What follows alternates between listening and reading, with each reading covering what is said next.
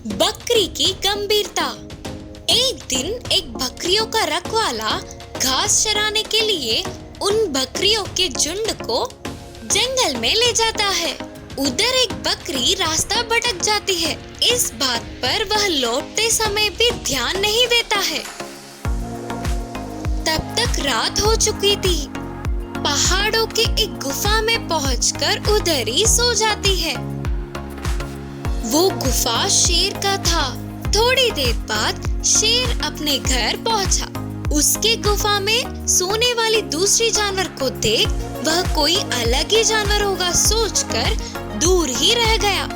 यही नहीं, अंधेरे में बकरी के आंख चमक रहा था तो वो देख के शेर को और भी डर लगने लगा। ऐसे जानवर को पहले कभी नहीं देखा होगा सोचकर डर से क्या करे कुछ समझ न पाते हुए शेर गुफा के सामने ही ऐसे ही खड़ा रह गया। शेर को देखकर बकरी भी बहुत डर गई। तो फिर वह डर के शेर से छुपते हुए अपने प्राणों को हाथ में रखकर वह शेर से बचने की योजना सोचने लगी। थोड़ी देर बाद उसे एक उपाय मिला। गंभीरता का नाटक करते हुए बोली, तुम कौन हो? शेर ने कहा, मैं महाराज शेर हूँ। पर आप कौन? करके डरते हुए पूछा शेर। फिर बकरी ने उसका जवाब नहीं दिया। कुछ समय बाद, अच्छा तो तुम हो शेर। तुम इस जंगल का महाराज हो क्या? मैंने अब तक 1000 हाथियों को और 100 से ऊपर शेर को मार के खाने के बगैर मैं अपना दाढ़ी नहीं निकालूंगा करके ठान लिया। अब मेरा काम सफल होगा। तुम्हें मारकर मेरी दाढ़ी निकाल लूंगा। बकरी ने दृढ़ आवाज में बोला। तुरंत गंभीरता से खड़े होने वाली बकरी आगे के 2 पैरों को उठाकर शेर पे एक ही बार उछलने के लिए तैयार थी। बस वो देखते ही शेर डर के भाग गया। बाद में वह बकरी पूरी रात बिना किसी डर के गुफा में आराम से सो गई। सुबह होने के बाद आए हुए बकरियों के झुंड में जाकर मिल गई। इस बार कहीं भटक ना जाए करके बकरी सावधान थी। इस कहानी की नीति है कि हम चतुराई से, आत्मविश्वास के शीशे से गंभीर होकर अपने प्राणों को बचा सकते हैं। इसीलिए तो बड़े भी बकरी के गंभीरता के दाव के बारे में मुहावरे बोलते हैं। खरगोशों की निडरता। एक जंगल में एक बार पेड़ पौधे खाने वाले खरगोशों को एक भेड़िए ने देखा और तुरंत हमला कर दिया। वे सारे खरगोश कैसे भी इधर उधर भागकर बच गए। फिर सारे खरगोश इकट्ठा हुए और अपने अपने परेशानियों को बांटने लगे। हमारी जिंदगी भी कैसी जिंदगी हो गई है यार। कुछ भी करना चाहो तो डर, कहीं भी जाना चाहो तो भी डर। कौन सी जानवर कब कहाँ हमला कर दे हमें नहीं पता। एक छोटी सी हिलावट से भी डरने लगे। हर छोटी सी बात के लिए डर के कांप रहे हैं। ऐसी जिंदगी जीने से अच्छा तो मरना है। बाकी के खरगोशों ने उसकी बातें तो सच है करके उससे सहमत हुई। ऐसे डर डर के जीने से अच्छा सभी एक ही बार मरेंगे करके निर्णय किया। सभी खरगोश एक ही साथ मरने के लिए तालाब के पास चल पड़े। उस तालाब के किनारे बहुत सारे मेंढक रह रहे थे। वे सब दूर से आ रहे खरगोशों को देखकर डर के कांपने लगे। बाप रे बाप, कितने खरगोश आ रहे हैं देखो। अगर हम उनके पैरों के नीचे आ गए ना तो उधर के उधर ही मर जाएंगे। भागो रे भागो। इससे वे सब उछलते हुए इधर उधर भागने लगे। उनके आने से मेंढकों को ऐसे भागते हुए देख खरगोश चौंक गए। उनके मुंह से बात तक नहीं निकली।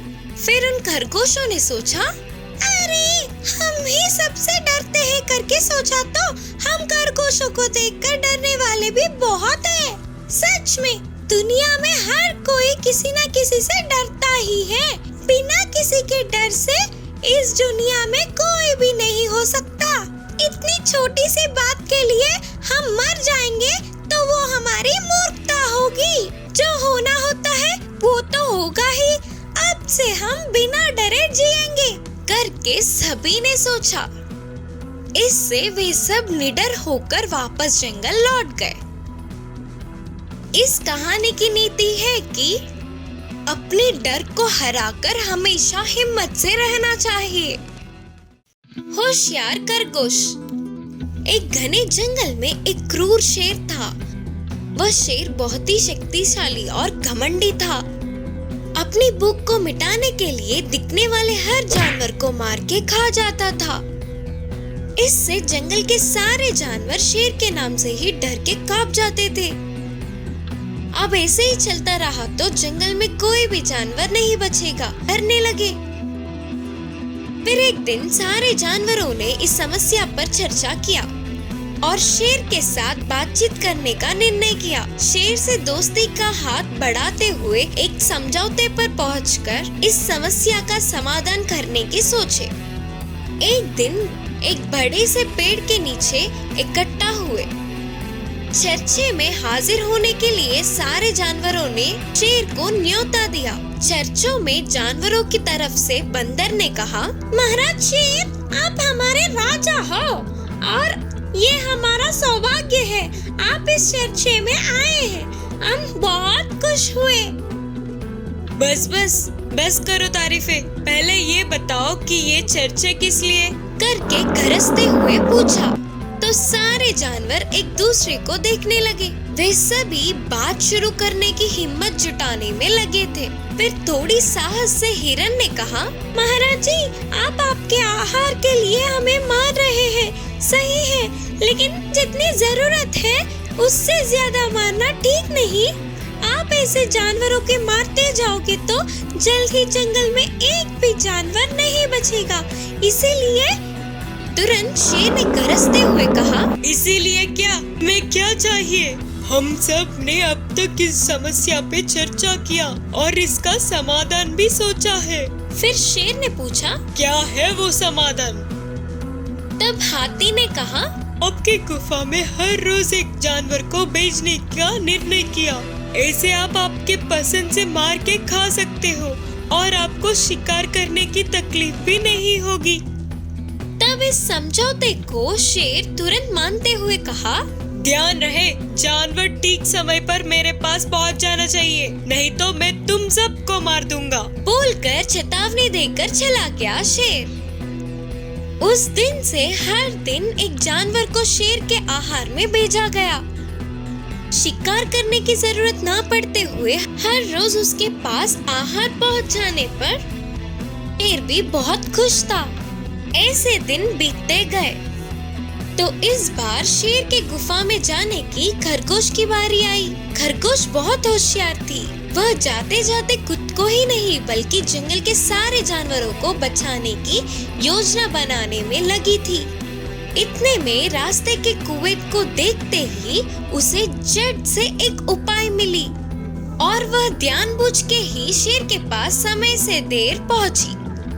तब तक भूख से तड़पने वाला शेर को आहार में एक छोटी सी खरगोश को देख उसे बहुत गुस्सा आया तो सभी को मार दूंगा बोलते हुए गरजा। तुरंत खरगोश ने कहा, महाराज, आपके आहार में 10 खरगोशों को भेजा था, लेकिन सारे खरगोश को बीच रास्ते में ही एक दूसरे शेर ने मार दिया। वही इस जंगल का राजा है करके भी बोल रहा है, गरज रहा है। मैं अकेली सुरक्षित इधर पहुंचने के लिए कैसे भी करके बच के निकल आई करके बोली खरगोश।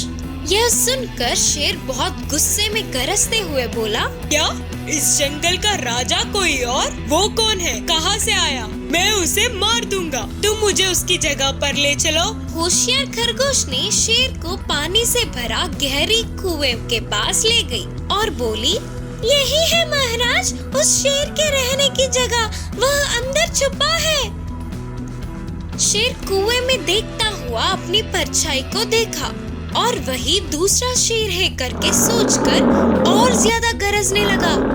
तो पानी में परछाई वाला शेर भी एक समान गुस्से में था। फिर उसे मारने के लिए गरजता हुआ शेर कुएं में कूद गया। और क्या था, शेर गहरे कुएं में डूबकर मर गया। होशियार खरगोश खुशी से बाकी जानवरों के पास लौट के पूरी बात का विवरण किया। इससे सारे जानवर बहुत खुश हुए। खरगोश की होशियारी की भी बहुत तारीफ किया। ऐसे उस शेर का पीछा छूटने पर जंगल के सारे जानवर खुशी खुशी जीने लगे। इस कहानी की नीति है कि शरीर के बल पे बुद्धि का बल भारी पड़ता है।